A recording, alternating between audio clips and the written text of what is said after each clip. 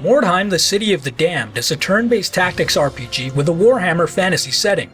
Here are my initial thoughts on the gameplay.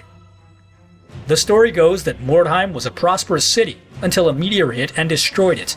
People coveted the mystical wyrdstone that could be found in the city, and so every man, woman, and rat formed up into a warband and took to smuggling it for profit. In Mordheim, the City of the Damned, you take charge of one of these warbands and control them during their battles, with others looking for the same spoils. The game is separated into a camp menu where you can manage your warband, and the levels in which the battles take place. This is quite standard for tactics games, and it feels similar to XCOM, with the caveat that there is little high-level strategy involved in Mordheim. Most of the decision-making in the warband management phase is about equipping or leveling up units and choosing a mission to go on. The character system appears intimidating with its various stats, perks, skills, spells, and resistances, but I found it much simpler than it seemed at first glance. Although the game doesn't explain itself well at all, it's not too difficult to manage your units since you don't have to create them from scratch.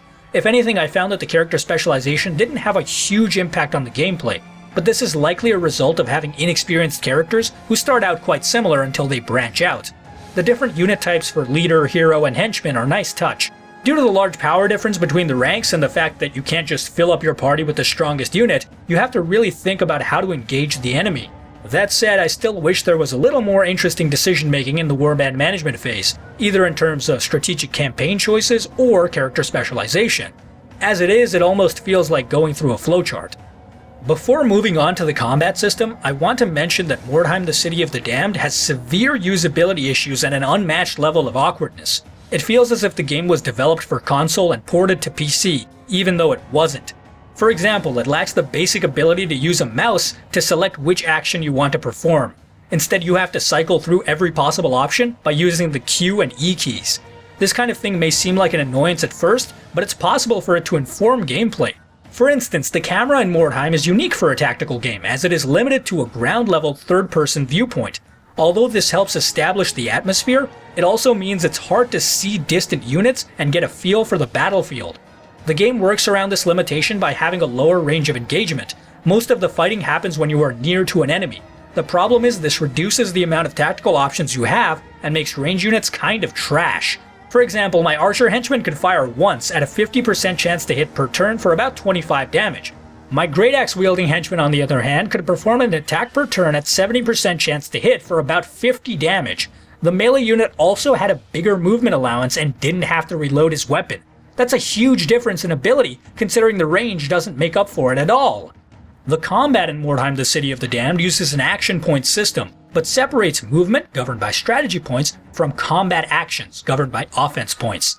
There are also some actions that take strategy points or a combination of offense points and strategy points to use. For example, attacking an enemy takes offense points, reloading a weapon takes strategy points, and disengaging from melee combat takes both. In single player, most of the challenge in Mordheim arises from greed. If you just pick normal difficulty missions and only do the bare minimum required to win, it's easy enough. Just keep your characters together and take out enemies one by one. That's what I did in the beginning, but then I noticed that I was losing gold with every mission. This gave me an incentive to go after opportunities to scavenge, recover wyrdstone, and steal from the enemy's wagon. While rewarding, this carries greater risk because you have to spread out your units to gather these things, and fewer numbers mean more danger. The combat options in Mordheim, the City of the Damned are a little simple, at least at low levels, but quite interesting as well. You can attack or take either an offensive or defensive stance. Offensive stances can be used to ambush enemies that come into range, and defensive stances can be used to avoid enemy attacks. Once a character has become engaged in melee combat, it becomes a little more formulaic because you can't do offensive stances. But again, that may just be a consequence of low-level units. Looking at the amount of slots for active skills, I expect the number of tactical options to increase as the game goes on, which is just fine.